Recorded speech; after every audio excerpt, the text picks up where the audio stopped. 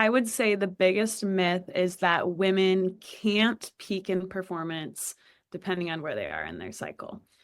Women we know have peaked in performance, broken world records, hit PRs regardless of where they are in their cycle. And so it's not that women can't do that. You have the ability to peak in performance whenever.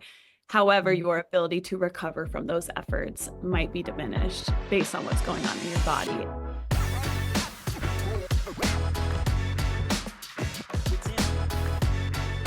Before we get into today's episode, I want to make sure you subscribe to this YouTube channel.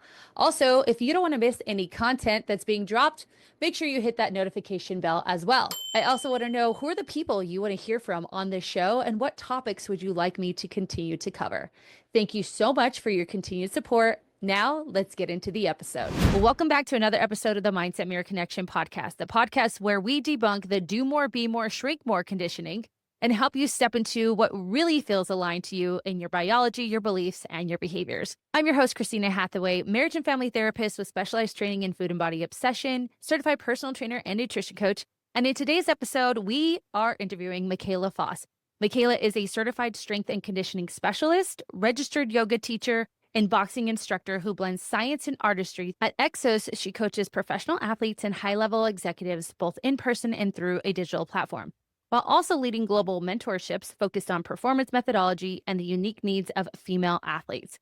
Her academic knowledge combined with her diverse movement background is what makes her a dynamic coach in the wellness industry. You guys are in for a treat, so let's get to the interview. Welcome, Mikayla, to the Mindset Mirror Connection podcast. I'm so excited for you to be here. Thank you for having me. I'm so excited for this conversation. For those who don't know Mikayla and I coached together at F45 for a hot minute. And the funniest thing about us is we were coaching together and I saw you moving and you saw me moving. And I think we're both like, wait, she's a dancer. And that was our connection. Yes. Yeah. I feel like you can always spot a dancer once a good beat comes on, you're like, we have something in common. Correct. It's just so interesting because there are so many dancers. It's not interesting. It makes a lot of sense. So many dancers in the health space and to see everyone's approach and how they've kind of not adjusted, but like their niche and what they focus on. I was listening to a podcast today and she is a former dancer, was a Beachbody instructor. And just the mentality of like, you can kind of still hear some of that like dancer aesthetic focused, body image focused talk, even in this person who's very, very successful in what they do. And it's so interesting to see how not that everyone is exposed to such issues, but it's just interesting to see how everyone kind of did their own work on that, learned their own boundaries around that. So that stood out to me this morning. But introduce yourself. Tell people just about you and your journey and how you got into this industry. Yeah. So going off of that, grew up as a competitive dancer. I moved to LA when I was 17, danced professionally for a little bit before I went to college. And that was one of the best times of my life. Just a lot of like self-discovery growing up in the industry.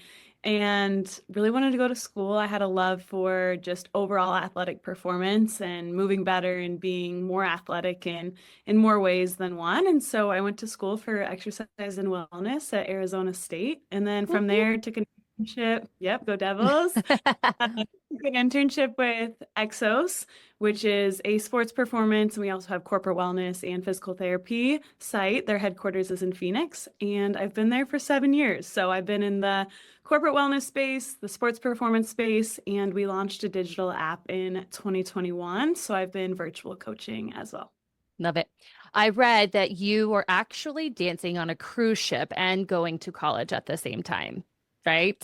So in 2016, I took a job and it was through the Bahamas. So we like ported in West Palm Beach, Florida, went to all the Bahamas and had 2 shows at night. But during the day I was free. So I was like, might as well knock out my degree. So I actually started at ASU from the ship. And I still remember like one of my coworkers being like, if you ever have kids and they complain about getting your homework or getting their homework done, then you can just tell them I did this with bad Wi-Fi in the middle of the ocean. Like, you gotta make. You can do it too, right? No, I thought that was so telling of who you are and just that hustle of, okay, I can spend these hours doing nothing, but I chose to work on myself and my future. And when I read that, I was like, that's that knowing you, that makes a lot of sense, and that you're always focused on how you can better yourself. And I think that definitely feeds over or spills over into your coaching. Now being with Exos and working with athletes, specifically female athletes, I've read again that you're putting a lot of effort into helping those individuals understand their bodies and training through the differences between your menstrual cycle, but then also perimenopause. What do you think kind of drove you to that direction? And if you could kind of explain to the community how you address, we'll start with the menstrual cycle and training. Yeah, it honestly kind of came to me, and I'm forever grateful for that. But so Exos is a place where a lot of professional athletes come in their off season. Our headquarters are in Phoenix, Arizona, but we also have locations in Georgia and Florida and Texas. So a lot of areas where athletes spend their off season. Mm, And notoriously, it has been a place where a lot of men come. So a lot of NFL, MLB, NBA, and we have a lot of the guys that are training for the NFL Combine come. So we're well known in the male athletic space. But as a whole, a couple years ago, we were basically like, how do we get more women into our facilities, and how do we make this tailored to them and not just have it be the boys' club? And at right. the time, I was one of the only female strength and conditioning coaches there. And when we first started to get into this work, people were really conscious that we weren't mansplaining to women about their cycles. And so It's they're important. like, Mikayla, do you want to talk to women about this? And so it really did fall into my lap because I'm a female, but also I am passionate about that work. And so we just said, hey, how can we be better support to the women that come into our facilities?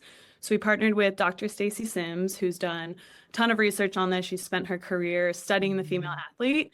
And we basically took her recommendations and we said, how do we apply this in a group setting? How do we apply this to women who are training for something specific, knowing that they can't take, say, 2 weeks out of the month to not lift weights and not train Right. strength and power? And how can we best set them up for success, even if that means like making adjustments, but not like completely doing cycle-based training? So we kind of found our own approach that was focused on helping female athletes recover better during late luteal or their luteal phase, which we can Mhm. get more into what that means. Mhm. But it was essentially saying, how can we adjust training, fueling, sleep recommendations, and just monitor how they're feeling overall, monitor. We jump tested them every day. We gave them Aura rings to track their sleep and recovery. We strength tested them. And so it wasn't necessarily a controlled study, but we got a lot of data from that. And Mhm. most of that data was a lot of women just saying like they had never even taken into account their own physiology when it comes to training. So there was a lot of under education and a lot of, hey, I just have to push through, push Yep. hard all the time, and not really understanding their own bodies. So that was a huge takeaway for me. And there's still so much research that we need to do and so much that we're trying to figure out best approach wise. But I love being a part of this work. It's amazing work too. And being mentored by Stacy Sims is absolutely amazing. We talk about her often on this podcast, her and other female leaders like Gabrielle Lyons, Dr. Mary Claire Haber, just to name a few. And being able to now not only learn from her research, and as we've talked about on this podcast, women weren't even involved in research until what, the mid 90s? Yeah, it wasn't until 1993 that the NIH actually passed a law that said women and minorities have to be included in medical research. So it wasn't even mandatory that we were included. And there was a lot of things that people intentionally left us out of medical research because they didn't know how it would affect us during childbearing years. They didn't know how the menstrual cycle would affect us. There was too many like unknowns when it came to birth control and different like contraceptives. So it was like, women are too complicated. Let's not study them. And Right. now we have to study them. But if you think about that, that was only just about 30 years ago. And so we really don't have that much data to say for sure this is the right way to do things, but we can Hmm. start to make some changes and see what works and take what we do have and try to apply it. Absolutely. And as you were saying with those female athletes, they did not have the research or the background, the knowledge to help them. They look at their male counterparts and say, well, he's pushing through. I need to push through as well. And not realizing that, like you said, their recovery, their bodies in different parts of their cycle require a different approach to how they're going to train, recover, etc. And I love that you guys are creating that space for those athletes to say, hey, no, you, it sounds like too, you guys are very individualized while you have like a framework. Obviously, you're looking at that athlete in front of you. Like, no, you don't have to train like him or even your other female counterpart. You will figure out what that looks like individually for you. And what a difference. I'm curious to hear how, with the data that you derive from that, we'll call it, well, is that data something you guys are doing with every person coming in, or was that for like a short period of time to then create the program? Yes, we had a pilot study. Again, it Got wasn't a it. controlled study because there wasn't women that were also training with us that weren't doing more cycle focused training at the same time. So again, not a controlled study, but we had a pilot group that basically came in more so for us to understand like how would we lead a group with women that are all in different phases of their cycle and not have it be like you're doing this and then you're doing this and you're doing this. Hmm. So what we did was we had a group of 15 female athletes come in and we basically said like if you're on these days of your cycle, we understood the first day of their cycle. So we could assume whether they were in their follicular phase or their luteal phase based Hmm. on the day of their cycle. So if they're in their follicular or low hormone phase, we put them in what we call an intensive group. So they were lifting low reps, really high weight, so high intensity in regards to like a 1 rep max. And they were Hmm. doing more like shorter work intervals, so more sprint intervals. And then our other group was our luteal phase group, and they were doing more extensive training, is what we called it. So higher volume, higher reps, lower weight. So think more like 3 sets of 12 by or 15, something that's going to be like still suck by the end of it. Like the effort is still high, but Right. it wasn't as intense in regards to like your 1 RM. So we knew that Hmm. women could better recover from like a 3 sets of 15 reps at a lighter load than they could from like 5 sets of 5 reps heavy squat. So that's Hmm. how we did it was we had whole group was divided into whatever phase they were in. So half of them were doing this rep sets loading scheme and the other half were doing it different, but they were all doing strength workouts and they were Right. all working hard. We wanted to very much emphasize that like just because you're in your luteal phase doesn't mean that you can't work hard. It just means your ability to recover from high intensity efforts might be diminished. So how can we best set you up to recover from these efforts? Yeah, I love that. It's interesting as a therapist myself, thinking about the nervous system and how you guys are addressing that portion of it too. In the latter phase of our cycle, even emotionally, we are a little bit more stressed because of the changes in hormones, right? And that's, I think a lot of women think stress, they think just emotional, but then that physical load as well, and being able to adjust, not we're not adjusting in regards to you're not going into like Pilates. You're doing the same exact style of training, resistance training, but again, just adjusting so that, again, I think of the nervous system having the ability to manage the load in that later phase, similarly to how I would help them manage the emotional load later in that phase. So I love that. Yeah, I love that. And really what's happening is it's just the body's going under, it's a pro-inflammatory response. So your body's Mhm. inflamed, a lot's happening. And so yeah, if you add stress and load in different ways, whether that's emotional or physical, you might not be recovering well. And then come your next cycle or come around a couple weeks later, that's where a lot of injuries might start to creep in. So it's more about like mitigating risk of saying like, how can we keep you strong, keep you athletic, keep you on target for your goals, but also ensure that you are like treating your body well and you're not undergoing all of that stress from a physical sense and a cognitive sense. And I think telling women like, hey, you aren't feeling great and you've assessed that you always kind of feel this way on day 25, it's not necessarily you, it's just your body being your body. And I think that also takes a lot of the stress away from women and have like Mhm. more empathy for themselves of just saying like my body's just doing what my body does. And next week, like I'll be back and we'll go get them. So I think that helps Yes. a lot. Well, it helps with that, especially when you're working with those high level athletes or even executives. You and I, a lot of our clientele are executives, they're entrepreneurs, they're in these leadership positions, and that mentality of grind, hustle, go, achieve, achieve, achieve has worked for them in certain areas of their lives, right? They also tend to use that mentality towards their bodies. And when you're saying, hey, your body, number one, there's a few things here. You're now teaching them the ability to listen to their bodies, right? And taking in that biofeedback of how do I feel, and teaching them, this goes into the second, that it doesn't have to be a single way of doing things. I can have a different plan based on how I feel, which if I would have learned this early in my life, things would have been a lot different for me. I mean, I'm glad to have learned the way I did, but I think about like me at 42 going into like perimenopause, and any woman at my age, teaching you to listen to your body, especially when you are premenopause, or when you're menstruating.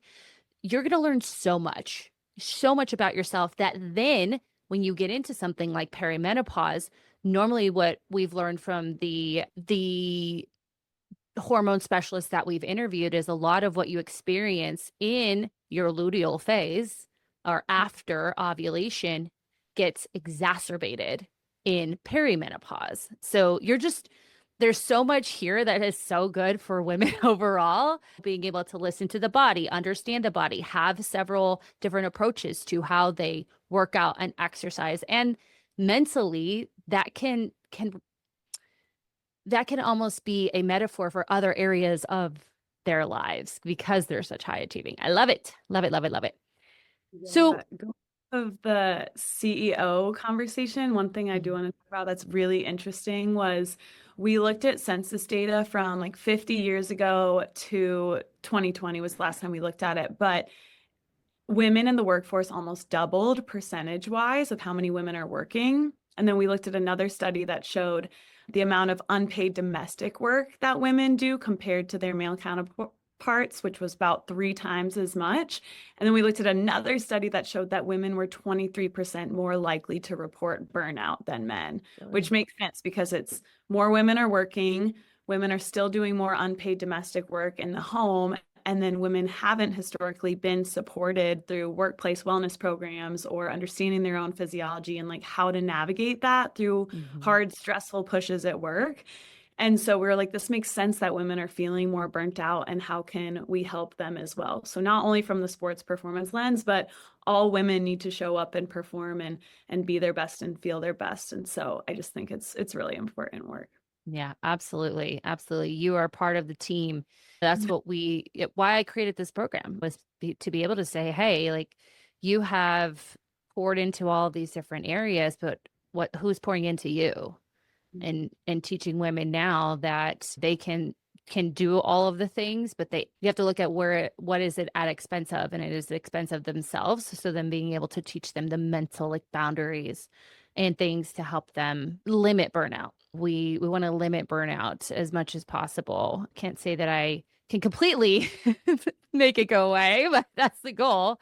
So what do you think is one of the biggest myths out there around training the female body? What would you want to dismantle if there was one myth out there? What would it be? I would say the biggest myth is that women can't peak in performance depending on where they are in their cycle. Mhm. Women we know have peaked in performance, broken world records, hit PRs regardless of where they are in their cycle. And so it's not that women can't do that. And we want to get away from this conversation being like, oh, when you're in your luteal phase, like you need to like lay on the couch, take it easy, just do yoga, just do Pilates. It really is like, no, you have the ability to peak in performance whenever. However, Mhm. your ability to recover from those efforts might be diminished based on what's going on in your body and the pro-inflammatory and the catabolic effects of progesterone and all the things that are happening. but just empowering women to know, like, if you have a race on this date, if you have a competition on this date, or if you have to go give a presentation on this date, like, you are able and capable and you're going to be incredible regardless of what's going on. So I think we don't want to get into the mental and the psychological side effects of telling women that what's happening inside their bodies is going to not make them show up their best. Yeah. I love that. I say this all the time, especially in this transition of life. It's like the way you think about it makes such a big difference. I just completed a continuing education course on like the mental health side of perimenopause. And they said that that alone, just the way that you perceive this change of life will, I don't remember the percentage, will increase your likelihood of depression, anxiety, and mood disorders. Just simply that idea. The other thing that I heard you say is you'll crush it, but you also need a game plan for afterwards, Yeah. right? Because of the recovery side of things. What might that look like, say, for our CEO who has a presentation? She absolutely crushes the presentation, and normally she'd just go back into the office and take all the calls and the meetings. How might you approach her differently in that luteal phase? I interrupt this episode to bring this month's comment contest. This month, I am giving away a 5 product bundle for Legion Athletic products. Legion is by far my favorite supplement line as they don't have a bunch of junk in their products. Plus, like their protein powder is by far the best tasting on the market. All you have to do is drop a positive comment under this video, maybe a question about the topic at hand, maybe how you relate to the episode. Then you will be put in a drawing for this amazing package that I will draw a name at the end of the month and announce on the show. Now, back to the episode. I would say focus on your recovery as much as you can. And one way, like I mentioned, to do that is maybe altering your training. But I'd say ways that are probably more beneficial: sleep, as we know, fueling, so increasing protein intake during that time. Women also can actually eat more during that time. Your resting metabolic rate increases about 10 to 12%. So you can have about 1 to 200 more calories a day because your body needs it. So really making sure you're fueling enough, hydrating enough, getting enough protein in.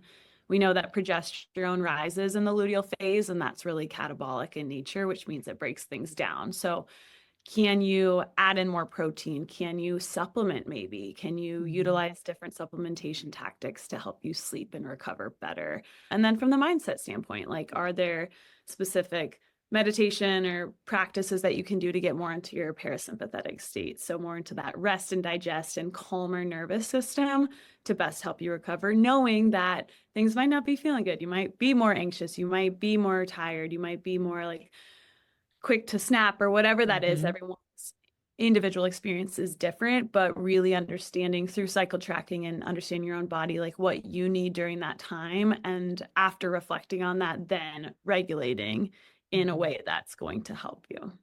I absolutely love that. Just again, it comes back to learning your body, recognizing I can still perform, but I do need this recovery plan because I think a lot of women think, oh, it's just the presentation is why I'm feeling like crap. And then they just keep going, right? And they're like, well, why do I feel this way? Was it the presentation or whatever it is?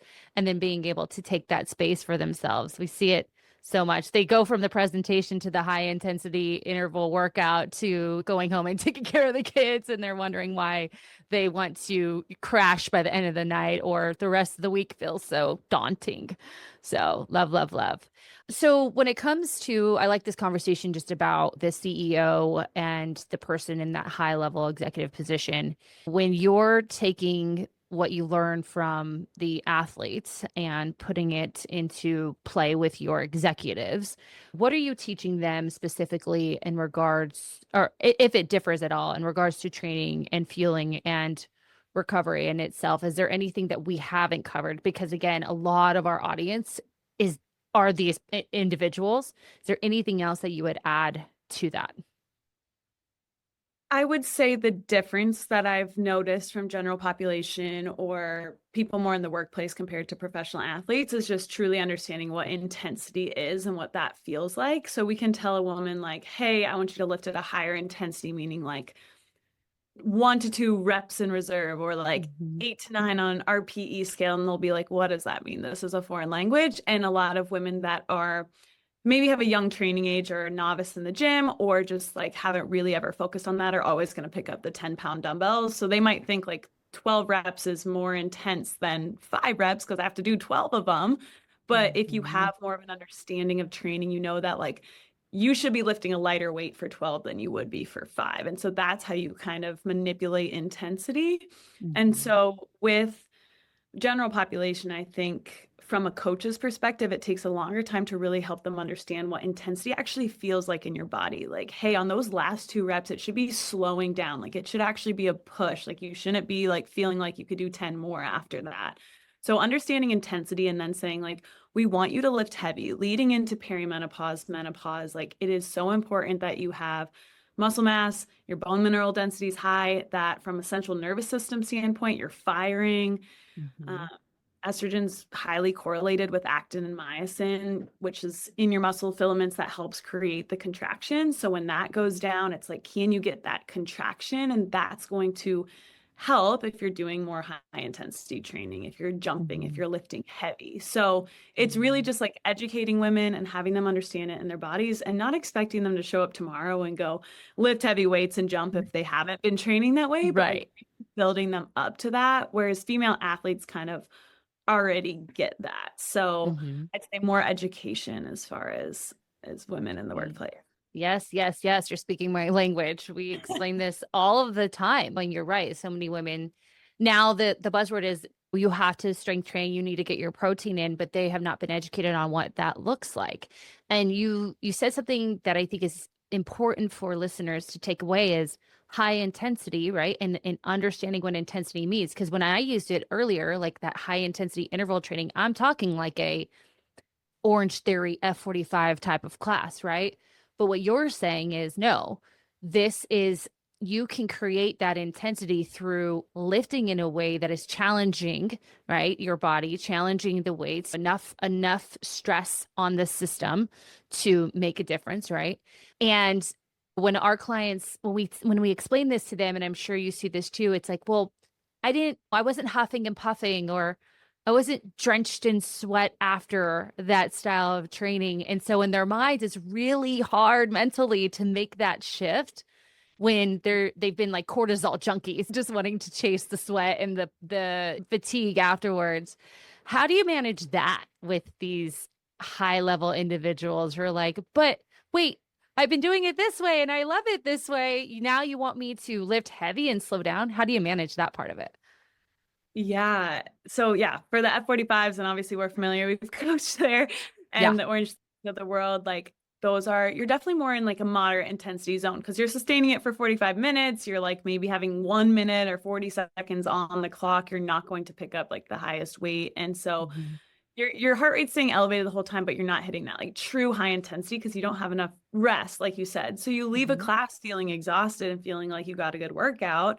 And I think it's great for people if they want Saturday workout before brunch with my friends. We're going to go move. We're going to push ourselves. We're going to have fun. It's going to be social. Like I'm all for places like that. I Mhm. love coaching those types of workouts. But if we're really looking at like putting on as much lean muscle mass as possible and having the physiological adaptations that you want, I think education is key. So helping women understand like, here's what you truly need.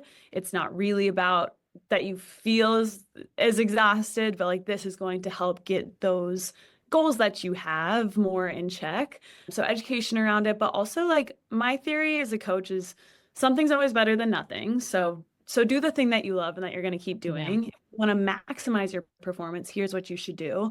And as a coach, how can I give you what you want and what you need? So what I'll do is 80 to 90% of a session is what you need. And then maybe at the end of the session, if someone's like, oh, I really want abs, I'm like, okay, I know that you're going to get that from from your nutrition and from your compound lifts, but like we're going to do a Correct. little ab circuit at the end so that you get that burn feeling and like you're going to leave feeling like, oh, I got what I came here for. So as a coach, I Mhm. think it's like that sandwich method of like, I have the knowledge to give you what you need, but I'm also going to sprinkle in what you want so that you keep coming back because I'd rather you show up than not show up.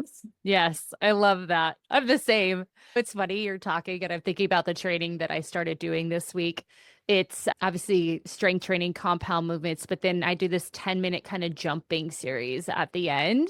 I don't remember the statistic, but it says like after 40, like X amount of people don't sprint, right? They're not able to. And I'm like, not gonna be me, baby. Like I'm gonna make sure my ass can run from a bear. Like and it's shown up in my DEXA. My bone health is my bones is the age of a 25-year-old. And I believe I'm in the top 1% of Wow.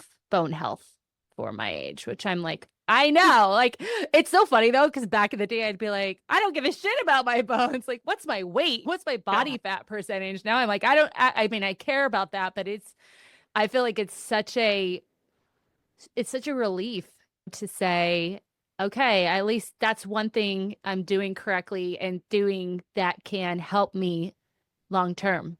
Yeah. And so I love that you guys are doing the same. I want to shift gears a little bit and come back to something you said earlier, right? So you had talked about working mainly with male athletes, being in this kind of male dominated industry. When they wanted to bring more women in, they look to you to kind of be the face and being the only strength and conditioning coach. I'm curious how your experience has been in kind of this male dominated industry as one of the sole females working with these athletes. Yeah, I've had a lot of different experiences from depending on the different types of people I've worked with. A lot of positive experience. And then there's been some negative throughout the journey as well.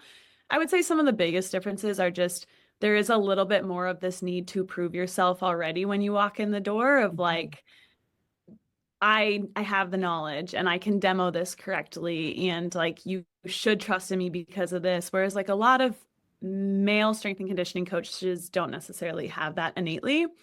I Mhm. will say Exos especially, like we've had a lot of more women come through and be hired on as strength and conditioning coaches in the past couple of years. And what I love Great. about that is just the different perspective that women can provide. We can maybe connect more to the female athletes. Like, for example, we had a college group that was mixed athletes and there was men in it and there was women in it. And I found myself gravitating towards helping the women because I could have more empathy for their experience because I've been through those things that they're going through. And so when it comes to working with the male athletes, I think I started off with a lot of that imposter syndrome of like, I've never played in the NFL. I can't throw Mhm. a great spiral. Like, there's a lot of things from a physical You standpoint. practice that.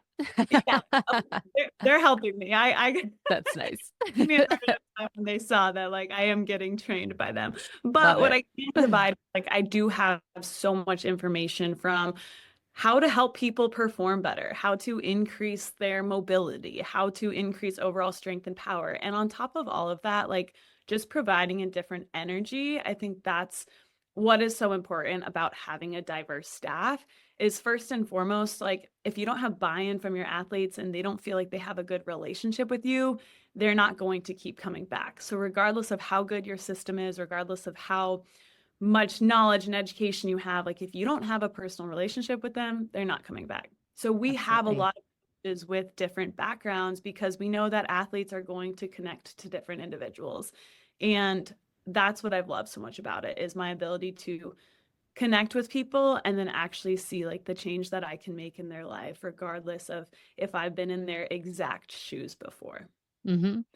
That's so important, especially for the coaches listening. That sense of imposter syndrome is so real.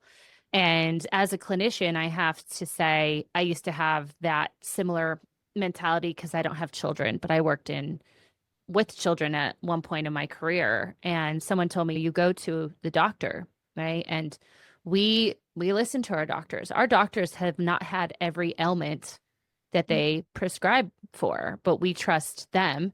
And we need to recognize in ourselves that we have that education. But I also love what you said is just having that different approach because of your background. Obviously, as a dancer. I think dance, ballet, balance, just understanding your body and your body positioning, that's so important. And so many athletes can benefit from that on top of you having the knowledge around form and strength and recovery and all of the things. I think that that brings such a different approach. And for, again, the coaches listening, like focus on your strengths and how you can bring this different energy and knowledge and experience rather than what we want to do is focus on what we're not doing and comparing ourselves and all of that. I think that's wonderful. And I think knowing you and your energy, like the room, it obviously is going to be different when you're in there. And I just, this is going to be kind of shitty that so guys' locker rooms are probably just like this, like male dominated or male energy, masculine energy. And then when you can add in a little bit of feminine confidence and all of that, it's just a better experience overall. That's just my opinion. Sprinkle in the ladies. I think I would never want a job because I am a woman. Like I want to be the best fit for the role and I want to have the education to back me. And when I demo a movement, I want people to be like, dang, okay, like, or like she knows what she's talking about. Like that first and foremost matters to me. But I do think there is something to be said about bringing a different energy, bringing a different perspective, because if it's always the same people with the same background in the same room, like it's the whole, like if you do what you've always done, you're never going to get a different result. And so if you can bring people in with different perspectives, different energy, like I also think there is a skill in being able to match the energy in the room. And so when I am coaching or working with male athletes, like I swag it up a little bit. Like there's like different like energies and it's all me. Like at the end of the day, like it's all me, but it's like, hey, I can pull out these sides of me to better connect versus like if you're in a room with CEOs, like I'm a little bit more buttoned up or polished version of myself so that I can achieve that connection. Like all me, all authentic, but like how can I kind of like shift and modify so that I can best connect with people to get them to come back and like get them the results that they want. I love it. Connection is huge. Connection is number one. If you Yeah. don't have it, you don't have anything else. You could be the smartest coach in the room, but if you suck at creating rapport, you're going to lose out on a lot of potential clients. You said there were some negatives. What are Yeah. those? Not to put you on blast, but what can our audience learn maybe about the more negative sides of what you've experienced?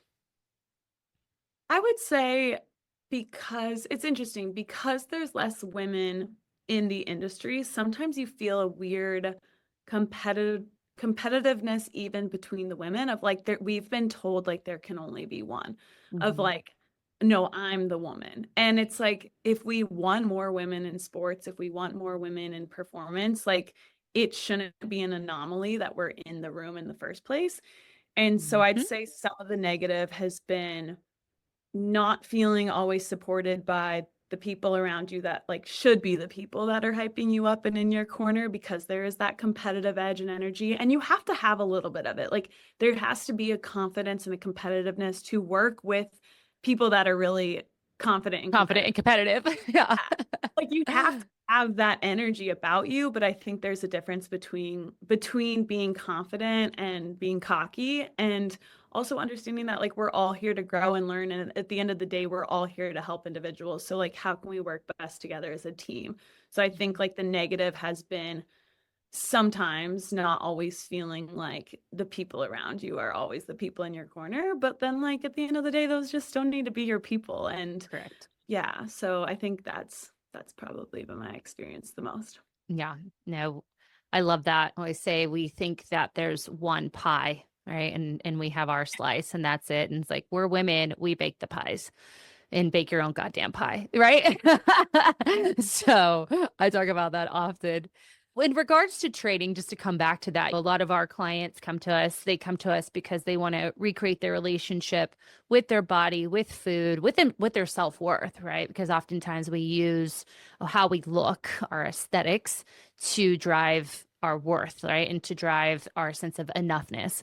However, there's an aspect to that, like to what they get from us, that is aesthetically driven. And we try to teach that line of you can still want to look and feel amazing as long as, again, it's not at the expense of your self-worth. So when it comes to training from performance to aesthetics, right? Is there anything that you do differently, or is it relatively the same style of like training? What is different or not? Yeah, it's coming from the dance background, like as like everything was aesthetic based, because if I had an audition coming up, there were times that I went into an audition and before I even danced, I was told yes or no based on like if my body fit the part, right? Like if Mhm. there was an artist that was performing that was curvier, they wanted like curvier girls around her so she didn't look too big. And if Mhm. it was like a Disney audition, they wanted like tiny people, like whatever it was. And those Right. are just random examples. But I always viewed like, okay, I have to get ready for this thing and like, how can I alter myself to fit the role?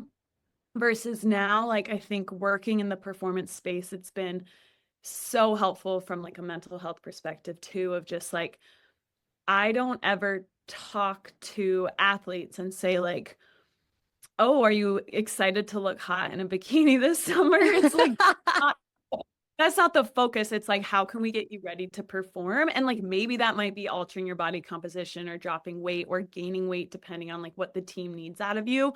But it's never from like this aesthetic lens. And so I think Mhm. because I'm instilling that in other people, it helped me instill that back in myself and also be like, if I want to demonstrate something in front of these athletes, like I want to be able to pick up a heavy kettlebell and do it well and gain their respect that I am strong and powerful. And so I started training in a way that was like, I want to be able to demo things well, and I want to be able to practice what I preach so I gain respect from the people around me. But I mean, I'd be lying if I said aesthetics didn't also play a role. And so I think you can Mhm. have both when it comes to training general population too. But I'd say like the main differences are when it comes to athletic performance, aesthetics are secondary. That might be in an auxiliary block of like, hey, we're gonna do some biceps and triceps, and like we'll get you a nice pump before you walk out of here. Mhm. Whereas training aesthetics for someone else primarily is going to be more potentially of like your bodybuilding style training of Right. like shoulders, let's get your body looking good. But I think Mhm. if you look into the future of like what's going to help me live the longest, live the best, you want to train for performance. Like, and it's not to say you can't have both. Yeah, I love that. And just for the listeners, when we say bodybuilding training, the type of like split and focus training on like you said, shoulders, glutes, back. It's kind of creating that hourglass. But at the end of the day, it's still strength training, right? And you can do performance training as and see results, right? Now, when you're teaching that to your athletes, the performance is number one, but there are plenty of times where we can use performance-based coaching and still look and feel amazing in our bodies. And I think women don't make that connection. Yeah, I've been performance-based training for a long time now, and of course I add in my like accessory blocks to get the pump I'm looking for, focus Yeah. on the aesthetics. But like I think I forget sometimes how far I've come, and I film a lot of content just for social media and Mhm. whatnot, and I'll look back at old videos and I'll be like, wow, like I have put on a lot of lean muscle mass. And did I go into the gym thinking this was the ultimate goal? No, but it is a byproduct, and for that I am grateful. That brings up, we weren't even going to go here, but I think this is where I riff. You're on the videos, you're on like the demos, you're doing a lot of front of camera work. How has that experience been for you? Especially as you talked about, like with dance, walking into auditions and being, I want to say picked apart, but picked apart. Or just Yeah. decided if you're good or not, your body's good or not for that particular client. How has that been for you to be kind of front of camera with Mhm. EXOS? I think at first, like when I watch old videos, sometimes they're hard for me to watch, but it's funny because I actually don't pick apart my body as much as I do like my form and things. Like I'm like, oh, I've gotten so much better. I have so much better body awareness now. But there were times where I would film stuff and I just like wouldn't watch it back because I'm like, what is that going to do for me mentally, knowing Mhm. like the background of my life? But I think what's changed for me is just like I go into classes now, virtual, and I'm like, what is my, I call it like the signature moment of the day. Like, what is Mhm. something that I want whoever's taking my class to leave with and to feel at the end of this?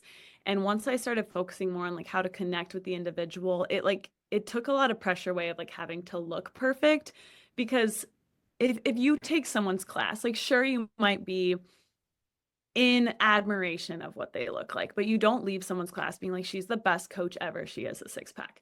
You leave someone's class Right. being like, I love how they made me feel at the end of it, or I love what they taught me, or I love like the light that they poured into me. And so I think having focus on, I have a microphone on and I have the ability to connect with a lot of people around the world. And like, I'm not going to take that for granted. Like, whatever I can say and instill in people is could potentially change someone's life. And it's not going to Mhm. matter if I feel a little thick that day or if I'm Right. bloated or like whatever I'm feeling internally about my body. I don't think people really care that much. Thank you. Thank you. Absolutely.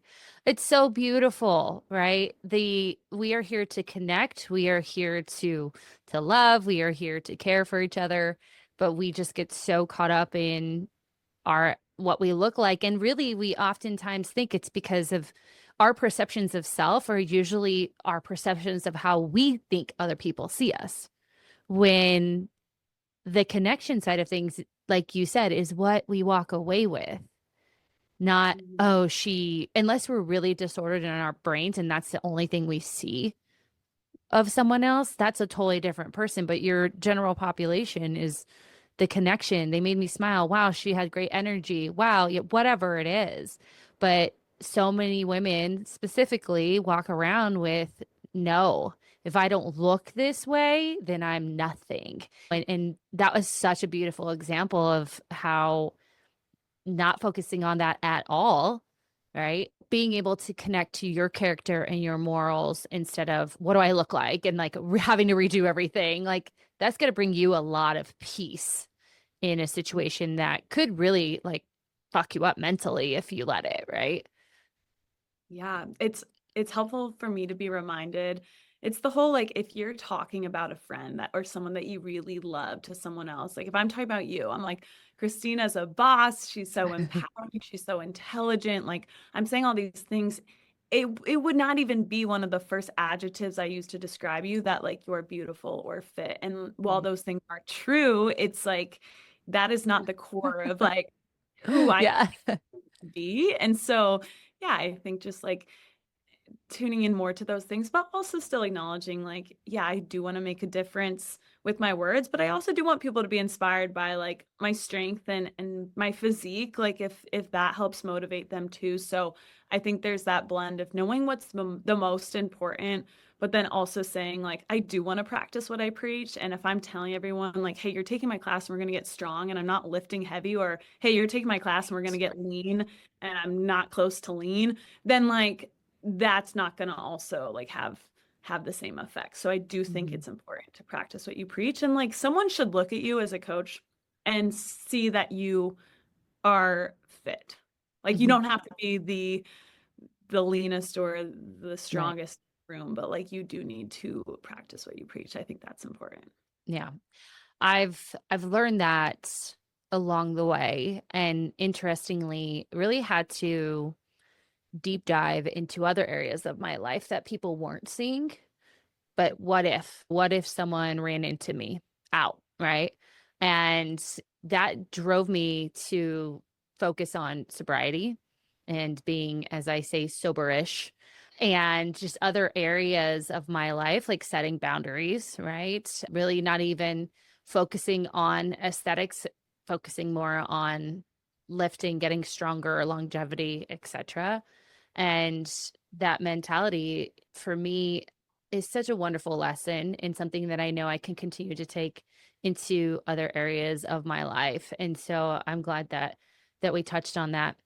I want everyone to know real quick too, like she's like a Peloton, like the Peloton instructors that like you love. That's literally what she does. She's like on the mic doing the workout, doing all the things. Like it's pretty badass and it's a lot and you do it. Like I've seen your what you repost You do it effortlessly.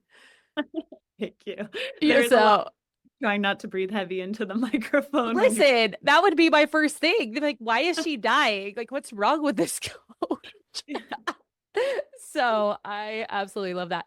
So I like to do a little rapid fire questionnaire called a mindset moment for all of our guests. So these are just little questions, nothing crazy, but how do you define true inner confidence? Hmm. True inner confidence to me is waking up every day and feeling good about what you are here doing. Love I that. think like waking up and knowing like I am on a path that is purposeful or whatever that means to you, and knowing that like you're paving your own way. I love that. Absolutely. What's your favorite way to quiet the noise in your head, whatever that noise may be? Yeah, I coach boxing on the side, and I've been working with my own boxing coach lately. And so I think that like you cannot think about anything else when you are trying to throw punches and remember a combo because you will literally get hit. So Right. I boxing has been a really good like meditative and physical hobby for me. There's a boxing gym right here off of 7th Street in Dunlap. And I've been thinking about going in and seeing what they have to offer just to get let off some steam. Do it. It is so good. So good Uh, for the mental. love, love, love, love.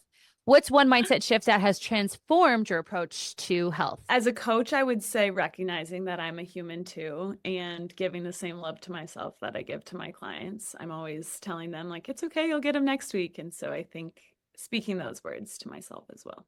Absolutely. What's one book or resource that has greatly influenced your approach to health and wellness? Mm. Going back to Dr. Stacy Sims, she has a book called Roar and she has a revised version. So I think that has a lot of information that has helped me as far as training the female athlete and applying things to myself as well. Okay, last one. If you could change anything about this industry, what would it be? I would say there always being a trend, and that comes to like body types for women as well. I think, and this is because the industry makes a lot of money based off of women's insecurities, but I Mhm, think mhm. a couple years ago it was like really cool to be curvy and have a big booty, and like that's what was selling in the industry. And now it's like, oh, it's all about being like really lean and skinny, and so it's all about like Pilates, and it's like I think there's a place for all of these types of fitness and they all can fit into a program, but like having to do one thing to look a certain way and having wellness be such a trend, I think is Mhm. one thing that I would change. Yeah, it should be a lifestyle for sure. Love, love, love. Awesome. Well, tell our audience where they can follow you because you do put out great content. And then also if for those in the valley, if they wanted to take one of your classes, make sure to plug that too. Oops. Yeah, I am like a Foss, so like a boss, but my last name's Foss with an F. Love it. On Instagram and TikTok, made that username in like 8th grade and it's stuck. It's never changing. So yeah, like It a boss, works. Instagram and TikTok. And then I coach at Rumble Boxing Tempe at EXOS. That's more private training. So Mhm. can't necessarily catch people there, but love to connect through Instagram, Rumble, and just out in the community leading different events and such as well. Yes, amazing. Definitely give her a follow because, again, if you are in the Valley, a lot of the events are even some like Lululemon events and Rumble events. So you guys can go meet Mikayla in person. Awesome. Well, thank you so, so much for this. I'm so glad that we were able to connect and have you on. Definitely a lot of wonderful information and ways to apply that information for our listeners, whether they be your average gal or even coaches. I think this was really, really informational. So thank you so much. Thank you so much, Christina. And thank you for everyone listening. It was great to be here.